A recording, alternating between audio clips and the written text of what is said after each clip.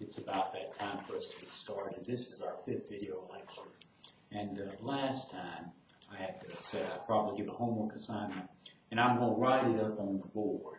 And then I'll make copies, or at least post it on Blackboard as well. But here's the homework 1.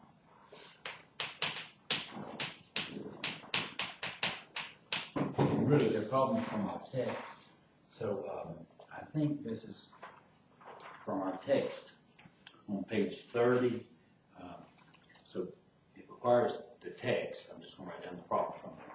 So problem 1 is going to be worth 8 points, and it's due number 1 from page 30 of our text. Problem 2 is going to be worth 8 points. It's got four parts, so each part will be worth 2 points. And this is due number 2 from page 30. I'd also, as a third problem, I'd like you to do number 4 from page 31. And then I'd like, for the 4th problem, you to do number 5 from page 31. And then as a 5th problem, this one's going to be worth 3 points, this one's 3 points, and this one is going to be worth 6 points, and it's due number 20 from page 31. Okay, so when's it due? We have covered the material which allows you to do these problems, but I think it's good to have some time to work on them.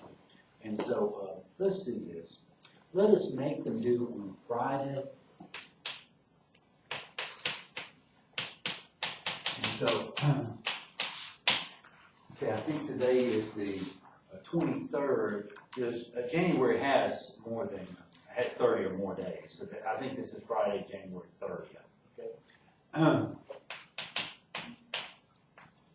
And in doing this homework, I'm going to allow you one rewrite. Okay, so for me, this is the first time you will be submitting proofs for this class.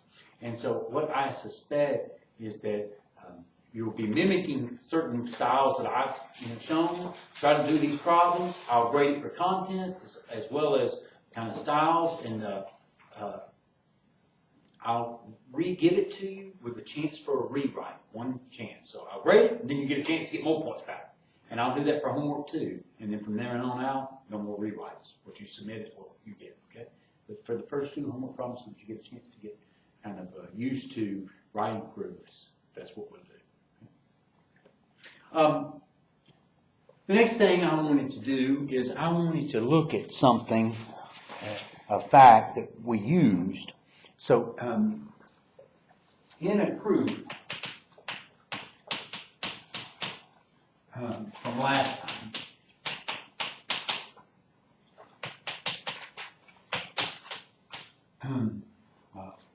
we used the following fact.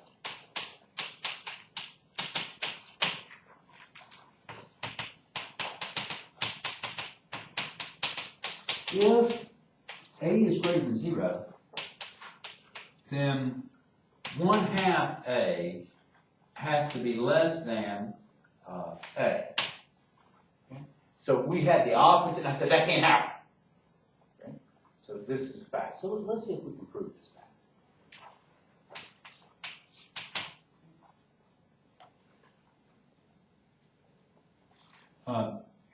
So to prove it, I think I can do this directly. Let's let A be greater than 0.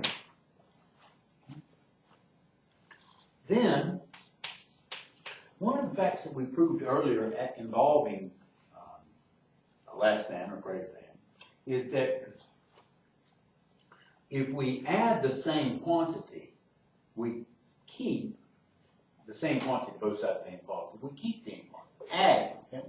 So I'm going to add A to both sides. So A plus A is going to be greater than A. Now, A plus A is the same thing as 2A is greater than A. Is that okay with everybody? Now I'm going to multiply both sides by 1/2, which I know is a positive number. Then we have, then we have 1/2 times 2a has to be greater than 1/2 a. So that says that a has to be greater than 1/2 a. And that's what we were trying to show. So that's a way of proving this fact that we did use to prove last time. Then I wanted to pick up where we left off last time. Before I do so, is there another eraser besides this one? Does anybody see one? Just okay. Well, I'm very sorry, but this eraser is wet. They've cleaned it, and so if I use it, I won't be able to use the board afterwards. So I'm going to have to step out to get an eraser. Otherwise, we won't be able to continue.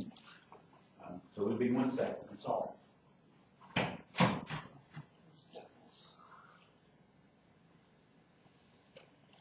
That's up. Who took the eraser?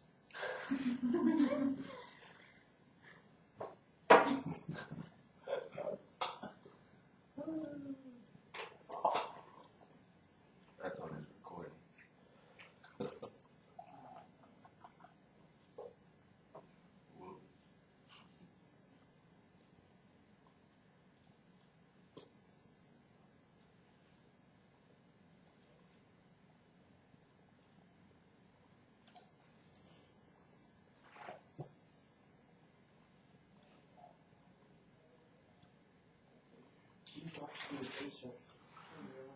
Boards.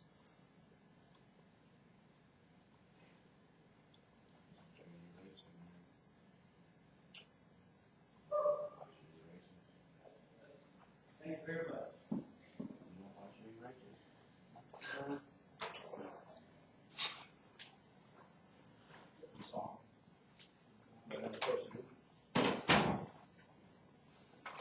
Okay.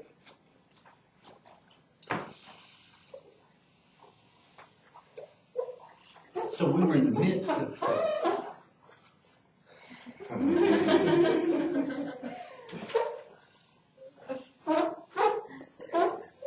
maybe it was better to use a wet eraser. I don't know.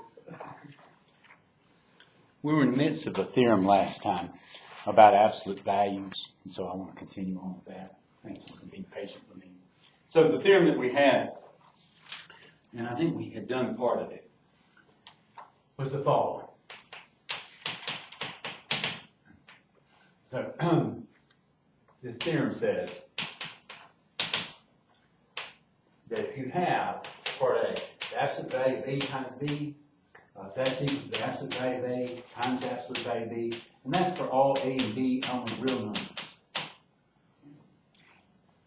Part B is that the absolute value of A being squared is equal to A squared, and that's true for all A unknown r. Part C says if C is greater than or equal to 0, then the absolute value of A is less than or equal to C if and only if minus C is less than or equal to A is less than or equal to C. And so for part D, it says if minus the absolute value of A is less than or equal to A, which is less than or equal to the absolute value of A for all A element in real numbers. So for every real number, it's back. All right, we had at least started on part A last time. Can you guys help me? Did we finish that? Did I put a little box and say we got it? We finished subcase 2 of case 1. Okay, so I'll start from there again, and I might be repeating parts of what I've done, okay? So here's the proofs. So for part A, we let A and B be real numbers. Okay, we want to show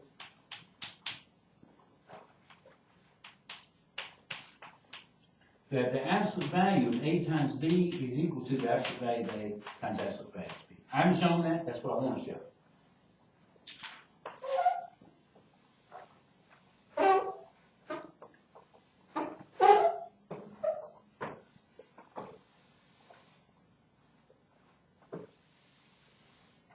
Okay, Okay, this is going to involve cases. In the first case,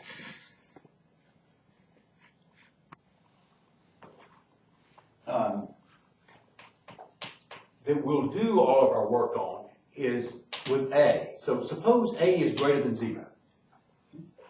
Then, now we can consider what happens with B. So subcase 1, what if B is greater than 0?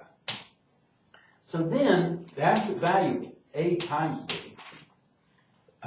Well, since both A and B are positive numbers, A times B is a positive number. So I'm going to say the absolute value of A times B is itself, since A times B is greater than 0. Also, the absolute value of A times the absolute value of B. Well, A is positive, so the absolute value of A is just A. B is positive in this subcase, so the absolute value of B is just B. So you see that the absolute value of the quantity, A times B, is AB. And the absolute value of A times the absolute value of B is AB. And so since they're equal to AB, they must be equal to each other. That means that the absolute value of A times B equals the absolute value of A times the absolute value of B in this subcase. The next subcase we're going to look at is if B is equal to 0. Now, if B is equal to 0, then A times B equals to 0. So, the absolute value of A times B equals to, well, the absolute value of 0, which is 0. Also, the absolute value of A times the absolute value of B will be equal to the absolute value of A times the absolute value of 0. Well, what's the absolute value of 0? 0. And what's the absolute value of A, which is a real number, times 0? What's anything times 0? 0. So in both cases, we got the absolute value of the quantity A times B is equal to 0, which is also equal to the absolute value of A times the absolute value of B. So these two quantities must be equal to each other in this subcase. The third subcase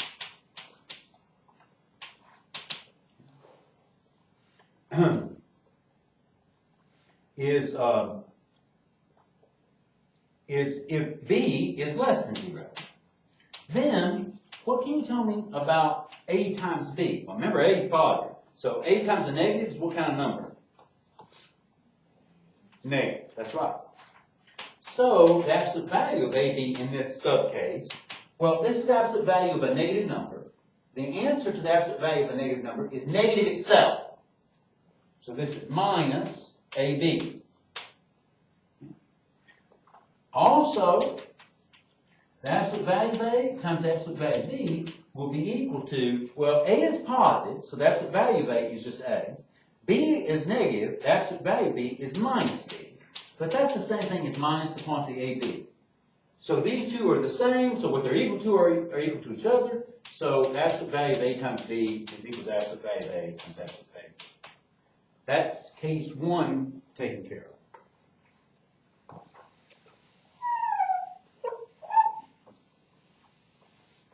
Okay, for case 2, we're going to be working with A being equal to 0. That's going to be much shorter.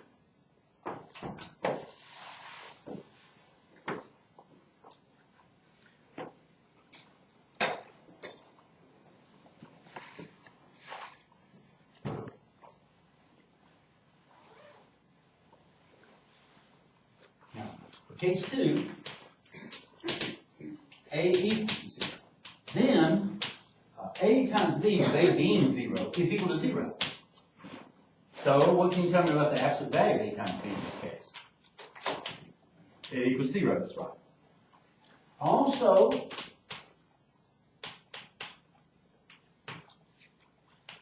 absolute value of A times absolute value of B. Well, the absolute value of A is 0 times absolute value of B. Well, B is some number. And so 0 times some number is 0. Thus, these two quantities are both 0, so they must equal to each other. So I have the absolute value of A times B equal to the absolute value of A times the absolute value of B in this case. And we don't have to consider subcases in this case too. It always works. In case 3, we're going to have to consider subcases again. What is case 3? So we're kind of doing our cases based on A. We've talked about A being greater than 0, A being equal to 0. Now it's the only thing left for A. If it's a real number, it has to be less than 0. Then we're going to have subcases. So subcase 1. What is subcase 1? Subcase 1 is if B is greater than 0. Then A times B is what kind of number? That's right, so it's less than 0, it's negative. So what's the absolute value of the quantity A times B? So what's the absolute value of a negative quantity? Negative itself.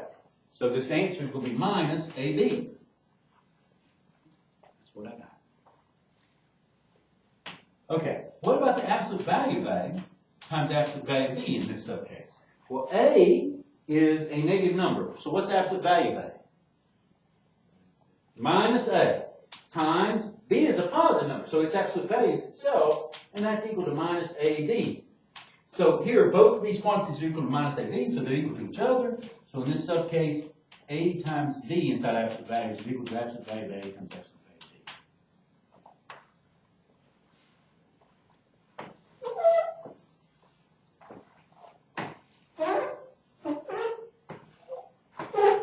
I'm sorry. Loud eraser.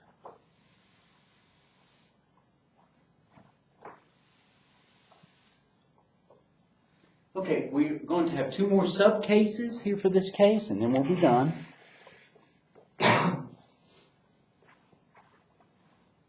So subcase 2 is based on B, and it's if B is 0. Then, what can you tell me about A times B? It equals to 0. And then the absolute value of A times B is going to be equal to the absolute value of 0, which equals to 0. Also, the absolute value of A times the absolute value of B is going to be equal to, the absolute value of A is going to be minus A in this case. But the absolute value of B is 0. And any number times 0 we have proven to be equal to 0. So both of these quantities are equal to 0, so they're equal to each other. So this is what I get to conclude.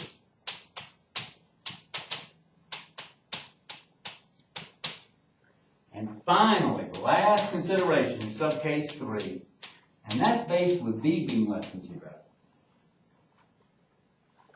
Okay. Then, remember A is less than 0. So what's A times B? What kind of number is it? Positive. It's going to be greater than 0.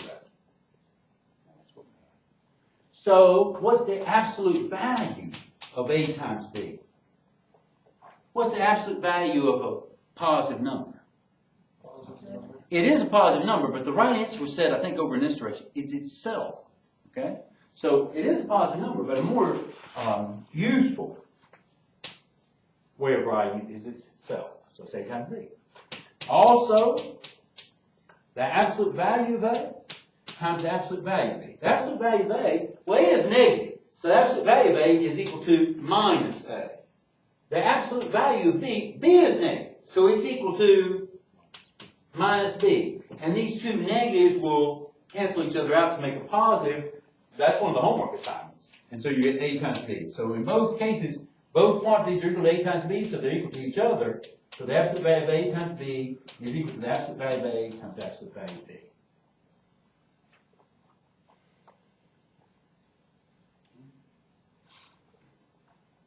Thus, in all possible cases,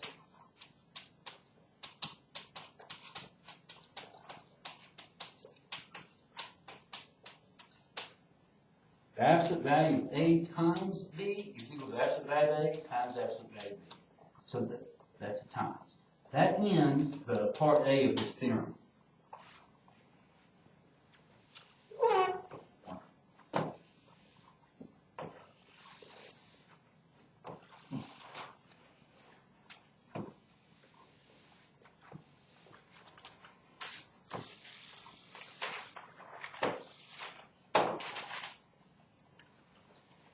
Now we need to do part Let me give everybody a second to catch up.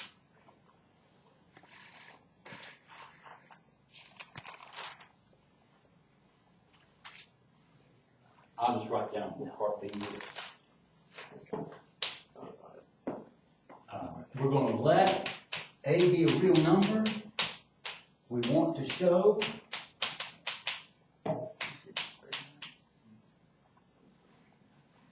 that the absolute value of A squared is equal to A squared. That's what I want you to do. Let me give everybody a second.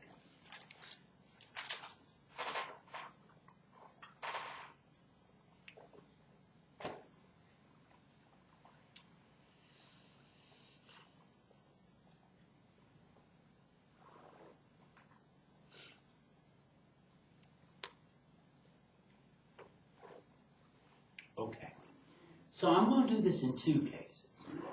Here I'm going to say, case one, if A is equal to 0, then the absolute value of A to B squared is the absolute value of 0 to B squared, which is just 0 squared, which means 0 times 0, which is 0. But you know, I'm not going to write it that way. I mean, 0 squared, but A is 0, so this is A squared. I'm done.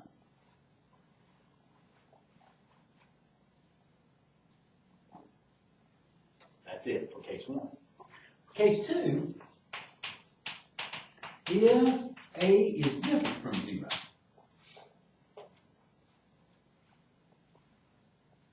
here's the way that I'm going to write this. If A is different from 0, I'm not going to break it into the cases where A is positive, greater than 0, or A is negative, less than 0. I'm just going to say A is different from 0. Then, let's look at the statement we're trying to prove. And let's look at the left-hand side.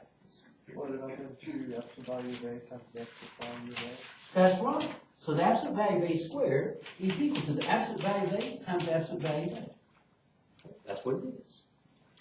In our previous fact, this theorem, part A, says the absolute value of one thing times the absolute value of another is really the absolute value of the multiplication between the things.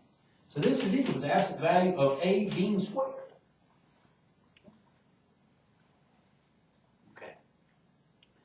A squared, if A is non-zero, we proved, is greater than 0. A squared is a positive number if A isn't 0.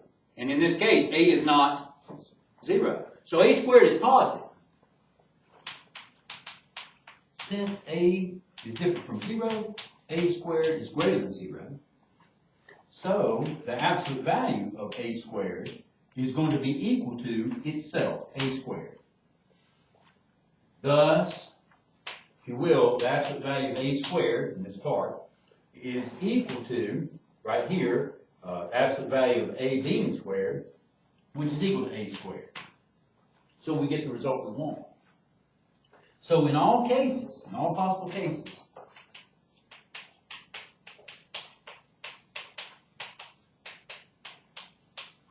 the absolute value of A to B squared is equal to A squared. So that means this proof.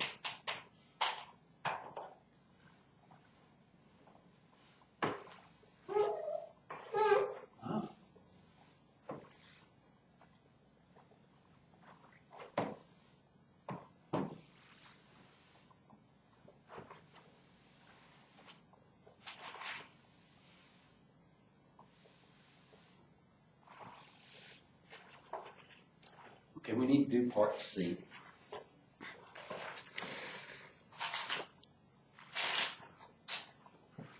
In part C,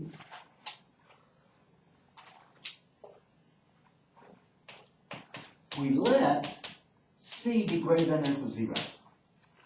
And then it was an if and only if statement. The statement was the absolute value of A, so I need to introduce A as a real number.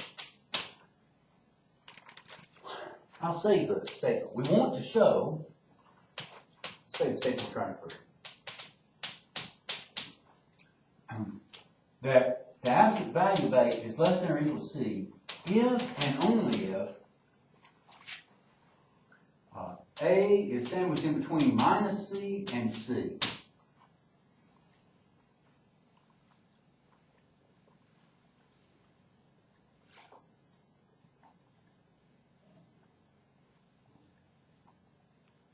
Okay, it's an if and only if statement, so we're going to have two parts to show. Okay, that's right, forward and backward. So here's the forward direction. We're letting C be greater than 0.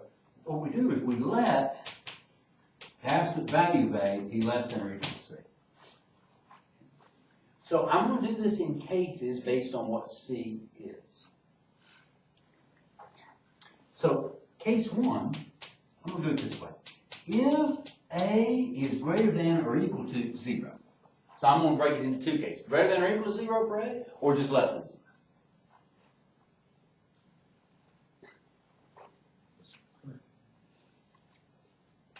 Okay. Then, what can you tell me about the absolute value of A in this case? So it's one of the ways that we define absolute values. We just had two branches. And it's piecewise defined definition. It's not equal to minus A. Oh, Say it again, Tom. It equals A. That's what it is. That's what we have. Okay. Thus, what we have is, because we're letting the absolute value of A be less than or equal to C, thus, A, because the absolute value of A in this case is A, is going to be less than or equal to C. Remember what I'm trying to show is that A is less than or equal to C, but yet A is bigger than or equal to minus C. This is two statements. I've shown one of them. Okay? Now, here's what I'll say about the next part. Since C is greater than or equal to 0, then minus C is going to be, just comparing C to minus C, less than or equal to 0. That's right. Now, in this case, A is greater than or equal to 0. So when I compare minus C to A, here's what I have. I have minus C is less than or equal to 0, which is less than or equal to A. So which one's bigger, A or minus C? A. That's right. So minus C is less than or equal to A. Therefore, I'm going to combine two statements here. I'm combining this statement, look where my hand is, this statement, and this statement. So what I get in my conclusionary statement for this case, therefore, minus C is less than or equal to A, which is less than or equal to C.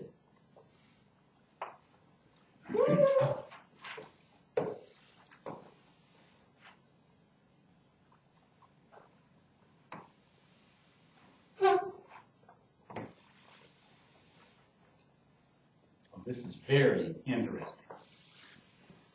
So the squeakiness can be controlled by which way I race. It's unbelievable. It must have to do with something about the slanting of the parts of the... I'm glad this on tape. It's unbelievable. What's that? Well, I think I'm doing it through examples, that's what's happening. I don't know if I'm giving a logical justification, but that's what's happening. So that's case 1 of this direction. We're not through with this direction. Case 2 is if A is less than 0. Okay, that's what we have. Now, since the absolute value of A is less than or equal to C, and A is less than 0. So this was case 2. Okay? Then,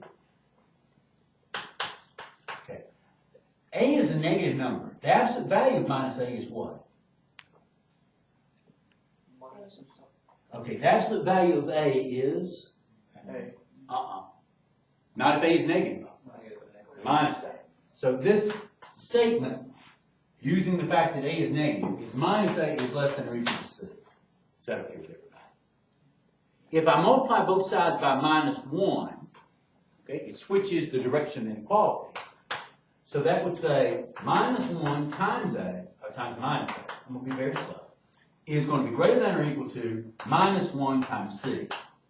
And so that says that A, or I'll write down, A is greater than or equal to minus C.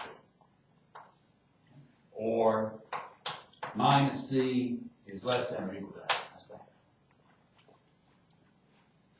right. Okay, so that's part of what we wanted to show. Now I need to show that A is less than C. Is that okay?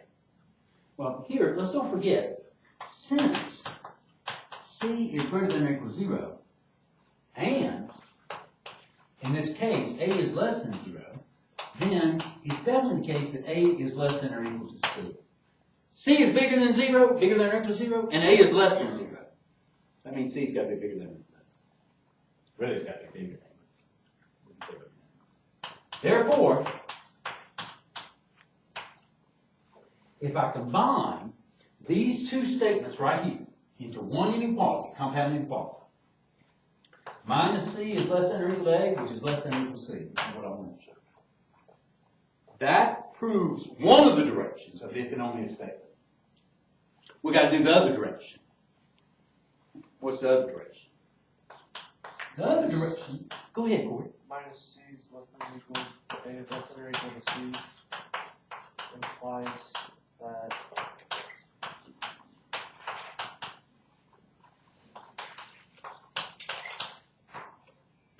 That's absolute value is less than or equal to C. Is that okay? Yes.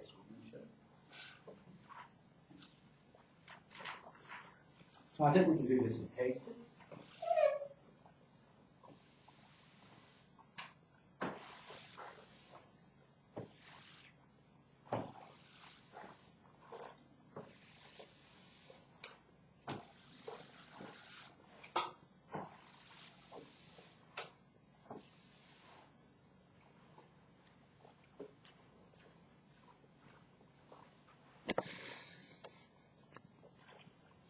So I'm going to do this based on A. So here, here's case 1. Let's say if A is greater than or equal to 0, then what can you tell me about the absolute value of A? It equals to A. Okay? Since A is less than or equal to C, I know that from what we're assuming. I'm going to point to it for you guys that are in the room. Right here is what I'm looking at. A is less than or equal to C. That means that this part is less than or equal to C. Okay. A can be represented by the absolute value of A is less than or equal to C, which is what I want to show. So in this case, I've proven what I want to show. Case 2 is if A is less than 0, then what can we say about the absolute value of A? minus A. It's minus A. Is that okay with you? It's minus A. Now, here's what I'm going to do. I'm going to say, since minus C is less than or equal to A, if I multiply, let me give everybody a second. Chuck, I'm making that statement. Where's it coming from? I'm going to point to it in just a second. I'm just giving everybody a chance to catch up.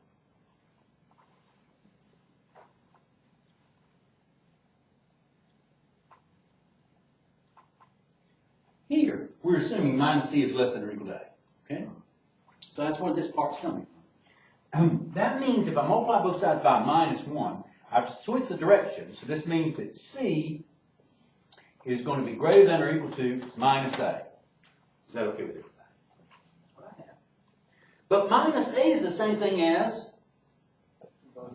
absolute value of A in this case. So what we have is C is bigger than or equal to the absolute value of A in this case. Or if you want, you can rewrite that as the absolute value of A is smaller than or equal to C in this case. So in all cases, the absolute value of A is less than or equal to C. Okay? And that proves both directions, giving me the if and only if statement. We still have part D to do this theorem, but it's easy.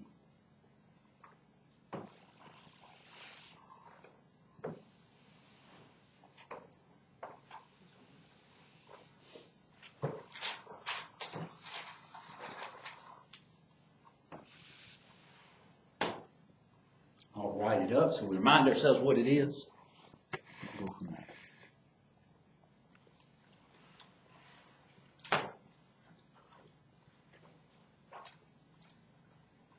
So part D, we want to show, we let, before I write down D, let me remind you what C is. So I'm going to put C because I'm going to use it. Okay? So as a reminder, let's remember. So here's part D. Let's recall from C. If C is greater than or equal to 0, then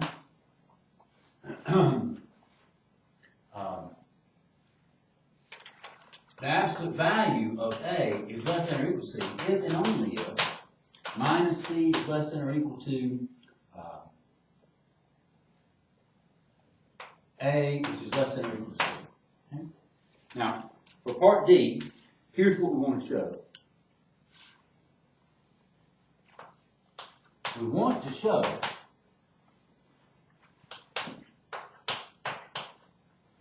that minus A is less than or equal to the absolute value of A, which is less than or equal to A. I'm sorry, I miswrote this. Minus the absolute value of A is less than or equal to A, which is less than or equal to the absolute value. That's what we want to show. That's part B. All right, I said I can use part C to do part D. That's what we want to show.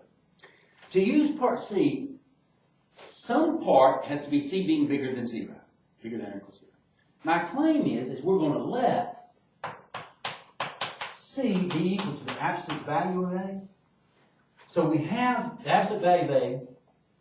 We need to show that the absolute value of A is greater than or equal to 0. If that's true, that's my C, okay? And then the absolute value of A will be less than, the absolute value of A is less than or equal to the absolute value of A, and I will get this statement from C. I'm going to say it again in a few seconds. But first of all, I'm going to show that the absolute value of A is greater than or equal to 0. I'm going to show that. Okay. So this is going to be in the middle of this proof. I'm going to do something called a lemma. And it says if, it just says the absolute value of A is greater than or equal to 0. Okay. How do I prove this lemma? I'm going to do it by cases. So if A is greater than or equal to 0, then what's the absolute value of A? But what do we know about A? It's greater than or equal to 0. So in this case, this is case 1. I'm sorry, I should have written that. Case 1. So in this case, the absolute value of A is greater than or equal to 0. Case 2. If the absolute value of A is less, if A is less than 0, so I'm going to put the case consider for a real number, then what can you tell me about the absolute value of A? It's minus A. Okay, but since A is less than 0, what's minus A? How does it compare to 0? It's greater than 0. Is that okay? A is less than 0. So minus A is greater than 0. Here, I'll stop for a second. Since A is less than 0,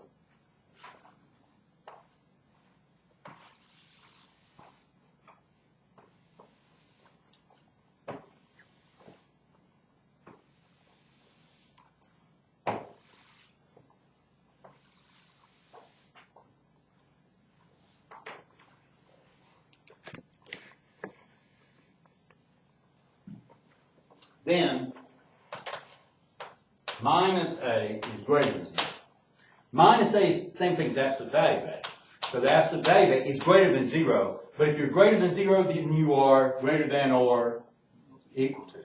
That's what I'm going to say. That ends the proof of the lemma. So in all possible cases, the absolute value of A is bigger than or equal to 0. Okay, so that's what we won't have. So from parts, so here's what we note.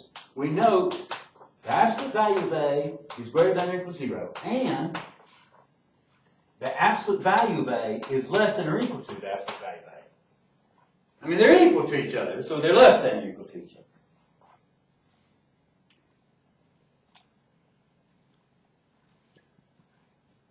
Okay, look. You don't have to write this down. I'm writing this down, though, for people who aren't here. Remember, our fact is this. If C is greater than or equal to 0, here I'm looking at the absolute value being greater than or equal to 0, and the absolute value of A is less than or equal to C, here that's this statement.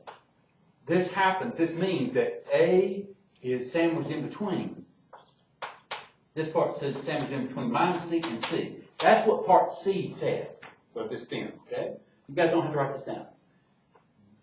This is playing the role of C. Here, this is playing the absolute value of A. Here, this matches up. This part is C, absolute value. And so what I put here is minus C. But what's C? That's right. It's absolute value of A. Thus, by part C, minus the absolute value of A, that's this part, is going to be less than or equal to A, what was inside absolute values here, which is less than or equal to C, which was just absolute value of A. So that concludes part D. I got what I wanted to. I got it by part C and the lemma that I did. And that's that theorem. Is that okay with everybody? Maybe it takes time to review. Give everybody a second to look at it. Is that okay?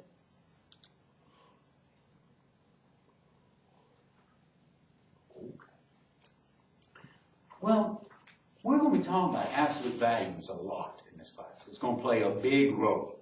Okay? And I want to say what the idea is. So the idea of the absolute value of A is the absolute value of A is the same thing as the absolute value of A minus 0, which is the distance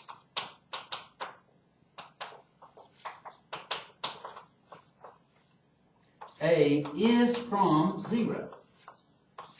So the absolute value of A is really a distant function.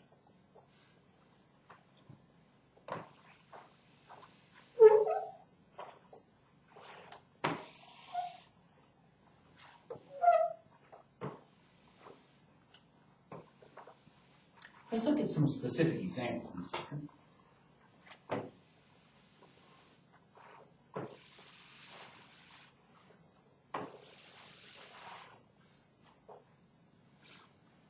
And these are things from a basic algebra class. I'm talking about college algebra.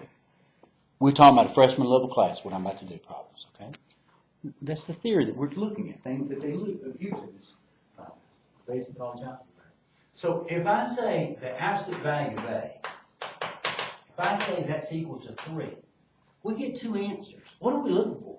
We're looking for all real numbers A whose distance from 0 is 3.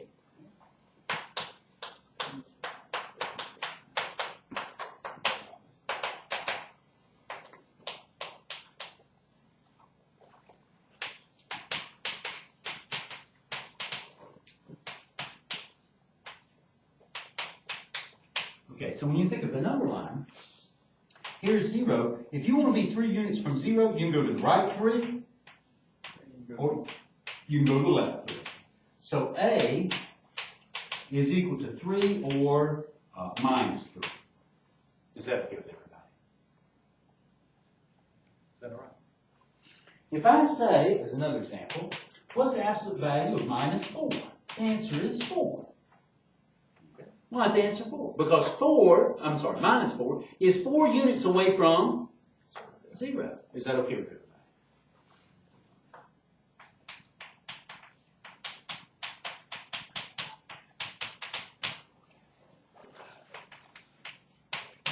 Okay. Lastly, we have this. For part C, let's just recall. If, we're going to let C be greater than or equal to 0, and then we say, the the absolute value of A is less than or equal to C if and only if minus C is less than or equal to A is less than or equal to positive C. So it's an example of that. I'm going to write real small down here. I'm going to say solve for the absolute value of X being less than or equal to 2. What is that asking us? That's asking us to find all X values, all real numbers, whose distance from 0 is less than or equal to 2. They've got to be within 2 units of 0. Is that okay with everybody? Pictorially, if you want to be within 2 units of 0, if this is 0, you need to be within 2 units to the right, so you could be up to 2 in here, and you could be 2 units to the left. So you've got to be within this region. Is that okay? Is that all right? 2, okay? What that translates into is from minus 2 is less than or equal to the X values that we're interested in, which is less than or equal to 2. That's the way we describe that answer. And that's exactly what the theorem part C told us. Okay? Not the absolute value. Well, I think I got time to show you a little bit more.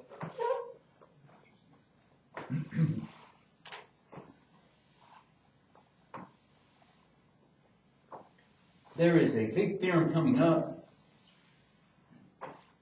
called the triangle inequality.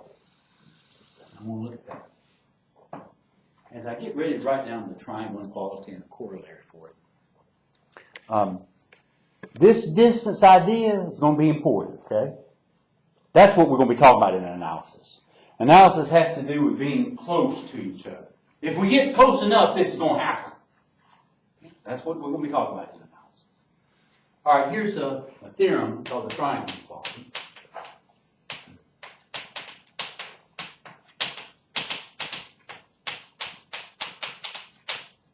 Okay, so this is the next theorem that we want to cover, and it says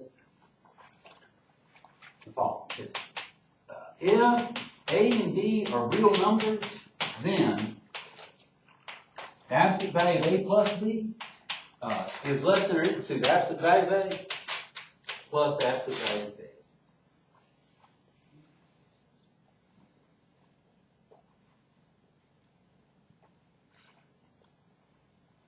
Okay. You can prove this in cases, if you like, based on whether A is positive or negative or equal to 0, and subcases would be. And there might even be subcases within that.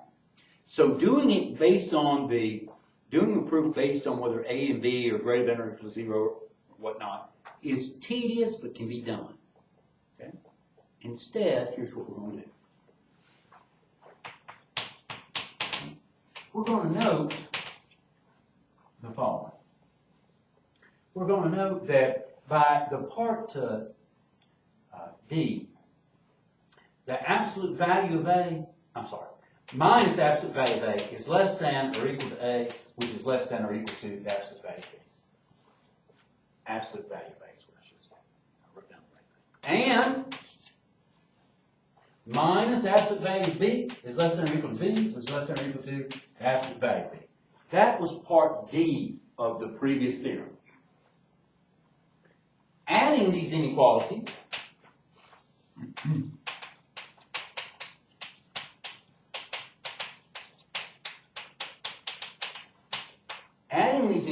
what do I get? If I add these, I get minus absolute value of A, minus absolute value of B is less than or equal to A plus B, which is less than or equal to the absolute value of A, plus the absolute value of B. Okay, I'm just adding each part together. That part's over here. This part's over here. This part's over here. That's what I get. Now, from part C of the previous theorem,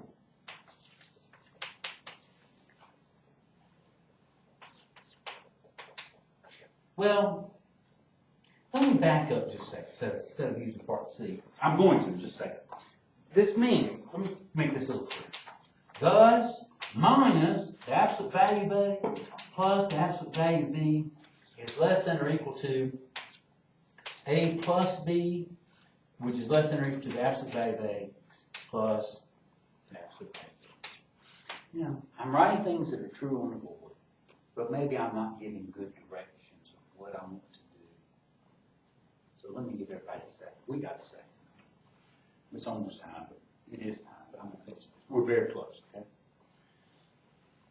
You know, part C of that part C of that previous theorem. Okay, part C of that previous theorem. Remember that part C I'm right over here? It was this. It was the absolute value of A is less than or equal to C, C is positive, means this. It's the same thing as this. Minus C is less than or equal to A is less than or equal to C. It means the same thing. Okay? What am I trying to show? I'm trying to show the absolute value. This says, let me go back. This says that if the absolute value of something is less than C, that's only going to happen if minus C is less than or equal to A is less than or equal to C. So the something inside absolute value has got to be less than this positive number, but yet greater than its negative. Okay? Those things mean the same. Here, I want to say something about the absolute value of a quantity. So my role of A here is being played by the role A plus B. So really what I want is I want A plus B to be less than or equal to C. So this needs to be C, but A plus B needs to be greater. A plus B needs to be greater than or equal to minus C, which is minus this quantity. But that's exactly what I have.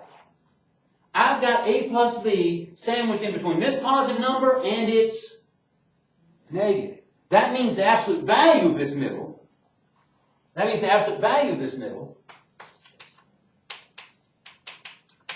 Is less than or equal to the outside guy here, which is this. Okay, look, I've taken up enough of your time. That ends that theorem. So basically, the absolute value of A plus B is equal to C. Not equal to, it's less than or equal to C here. Where C is being played by the role of A plus the absolute value of A plus the absolute value. So this part right here is the C. This part right here is the A. Thank you very much. That theorem, we're going to use it a lot in this class, the triangle part.